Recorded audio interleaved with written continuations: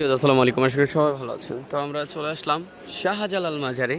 তো এইখানে আপনাদেরকে আমরা দেখানোর চেষ্টা করেছি এই যে কবুতর, গজার মাছ, তারপরে শিং মাছ, তারপরে বিভিন্ন যতগুলো জিনিস আছে, তো সবগুলো জিনিসই আপনাদের মাঝে আমি তুলে ধরছি। হ্যাঁ, এবং আপনাদেরকে দেখানোর চেষ্টা করেছি এই যে সেই বড় গেটটা এখানে আছে। আপনারা মনে করেন যে এখানে অনেক জিনিস আছে, মানে এত পরিমাণে জিনিস যা এই যে আমরা যেটা জানি যে এখানে মানুষ আসে মানত করে। তা আমি আমি এটা মনে করি যে মানত করাটা শিরিক। কারণ মানত তো একজনের নামই হয়, তিনি আল্লাহ।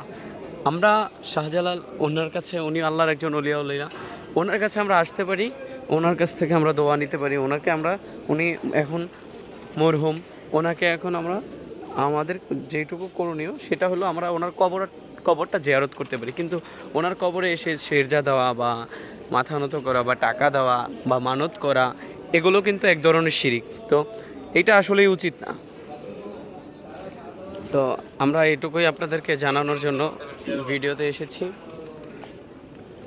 তো সবাই ভালো থাকবেন, সুস্থ থাকবেন। আসসালামু আলাইকুম।